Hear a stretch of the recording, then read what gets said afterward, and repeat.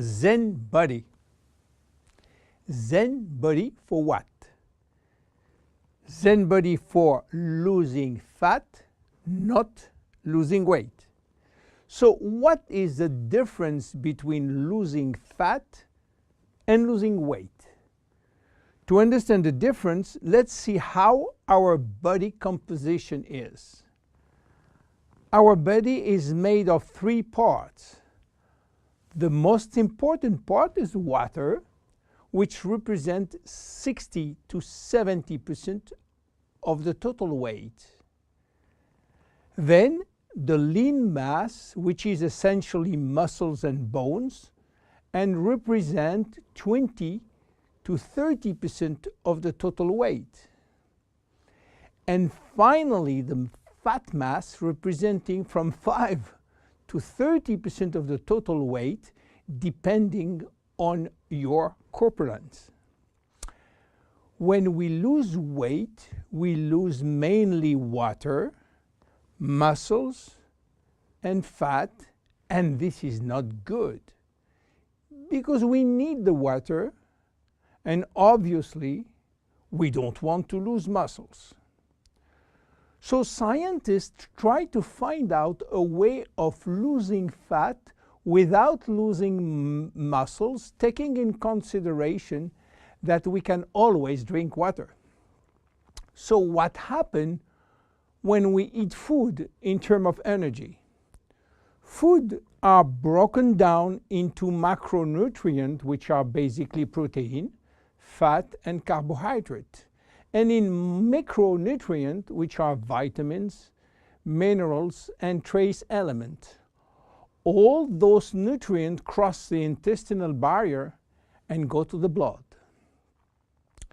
Carbohydrates are going first in small storage place in the liver and are stored in the form of glycogen. But the space is limited. All that is controlled and managed by a couple of opposite hormones called insulin and glucagon. But if we don't need immediate energy, or if the liver storage is full, then the carbohydrates are converted into fat and are directed into the fat cells. This is the way to gain weight by eating too much pasta, pizza, cookies, bread, sugar, and sugar drinks.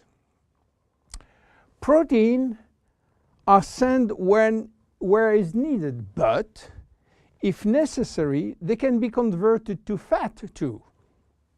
Fat are usually sent directly to the fat cells, and more fat you eat, more fat you keep. Now, what happens when the fat is inside the fat cells?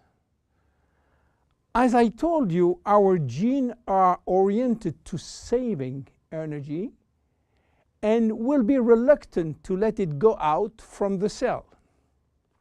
This is why nature built a sophisticated network of hormones controlling the entry and the exit of fat from the fat cell.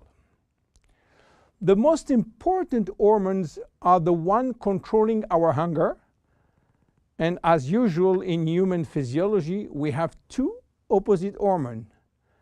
The ghrelin, which is the hunger hormone, which means that when your stomach is empty, this hormone is released and asks you to eat. The leptin, which is the satiety hormone, which means that when your stomach is full, the hormone is released and asks you to stop eating. Adiponectin is an hormone exclusively produced in the fat tissue, and it's acting in partnership with leptin and with